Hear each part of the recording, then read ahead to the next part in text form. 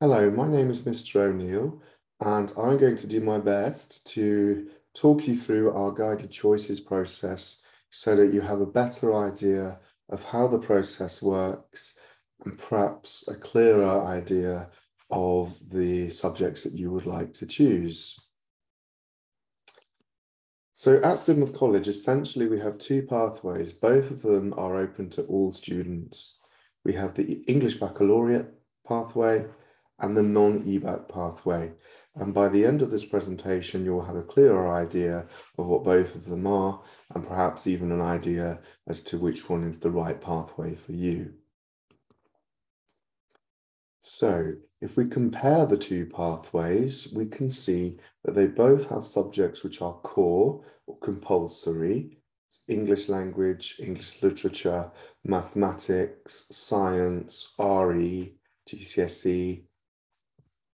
The difference between the two, core, is that French is part of the core for the English Baccalaureate. So if you are taking the English Baccalaureate pathway, the requirement is that you take French.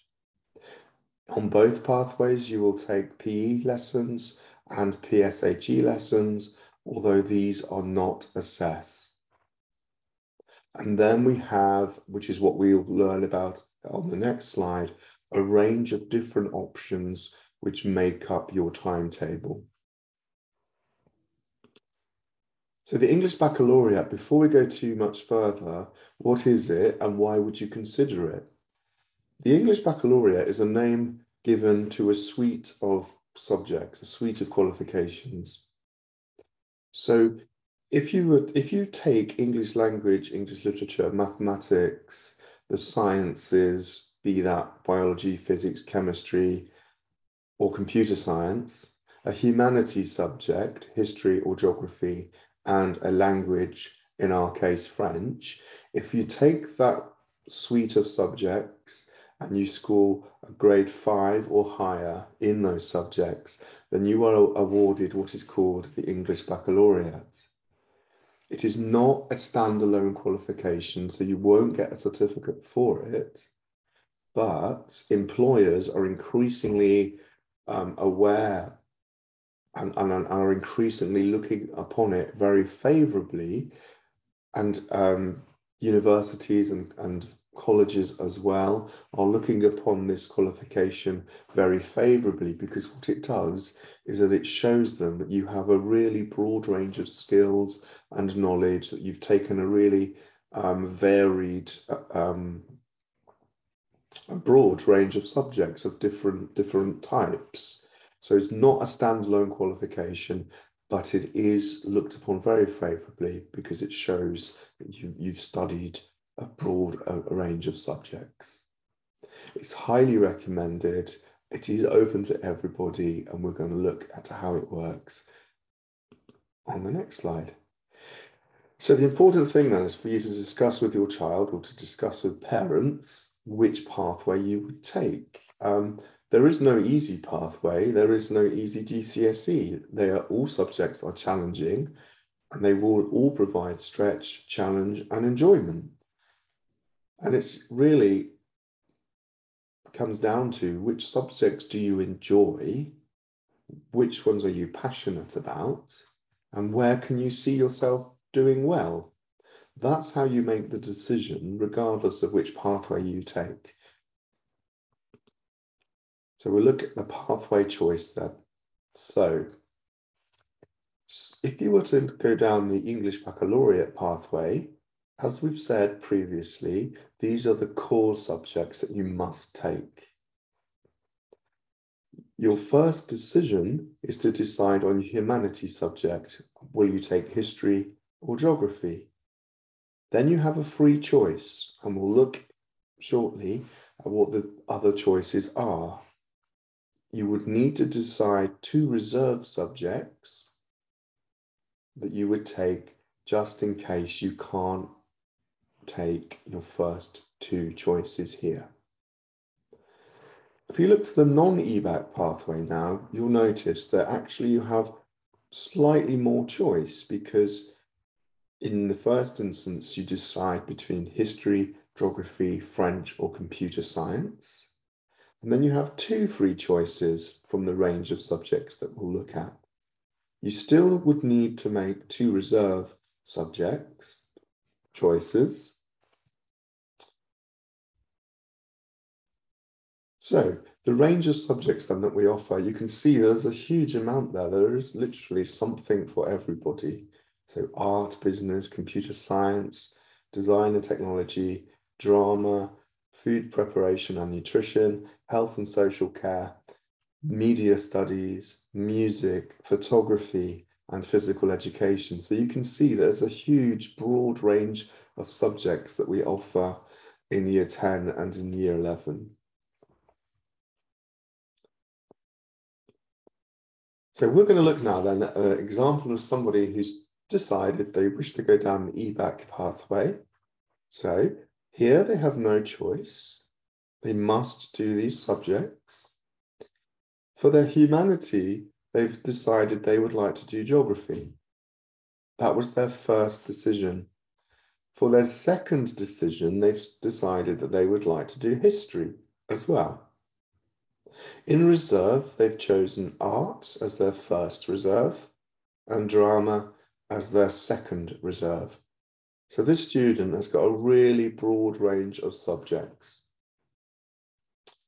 Okay, moving on to this student who's decided the non-EBacc pathway is the right one for them. So here is their core, here are their core subjects.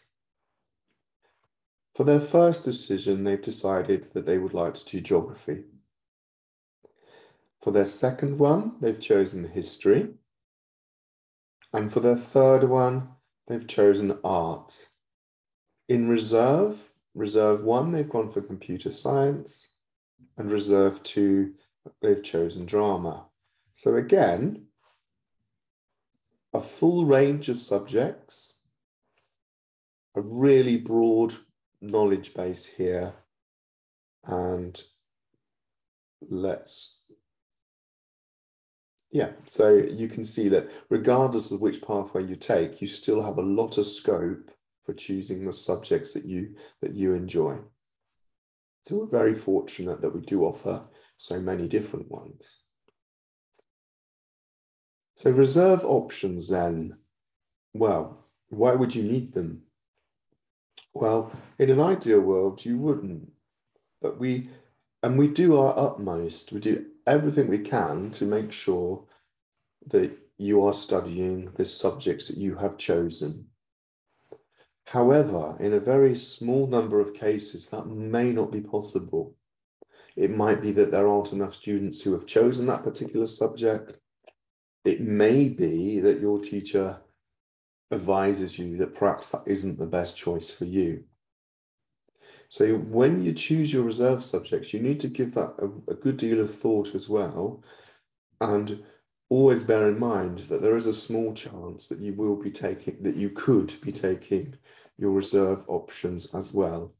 But as we said, we do our absolute utmost to make sure that you are taking the subjects that you have chosen. It doesn't always work out, but in the vast majority of cases, it does. So looking ahead then,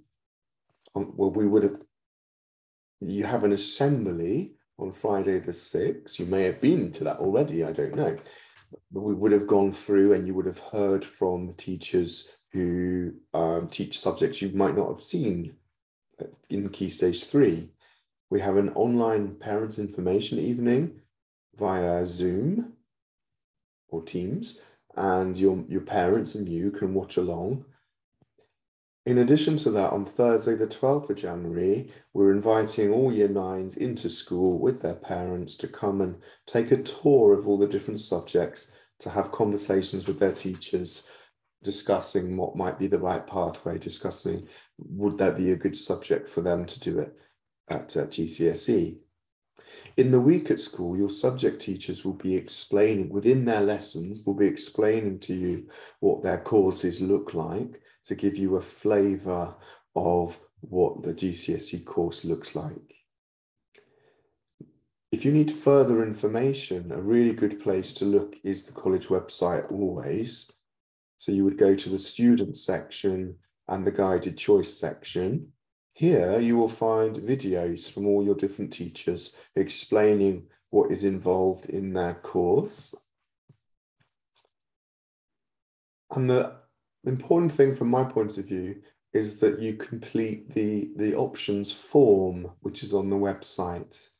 So this is a Microsoft form, and you sign in with your college email address and password, and you complete the form. You can only do it once, and it's where you make your decisions, and we will base our timetable around what you put in the Google form, in the Microsoft form.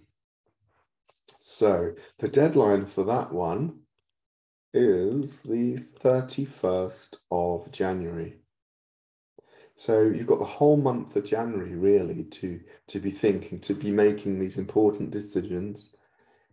But the deadline for me is the 31st of January for you to have voted, if you like, chosen your subjects using the form provided. Okay, so some advice then for what you need to be doing now. Come to the information evening at the college. Watch the videos that we have on our website. Talk to your teachers. Ask them, do you think this would be a good subject for me? Do you think I would do well? Talk to your tutors. They've all been through it. They know what's involved. And the biggie, I'll say it again, your options form needs to be completed by the 31st of January. Hopefully, Year 9, you have a better idea now of how it works. I'm just going to flick back to the options. And I will go back to what I said before. We have a huge breadth of subjects there for you to choose. And good luck making these decisions. It's an important time. It's the first time really you've had any say in the subjects that you choose. So think long and hard. Talk to people. Come and ask me. Talk to your tutors, like we said. And good luck, Year 9. Thank you.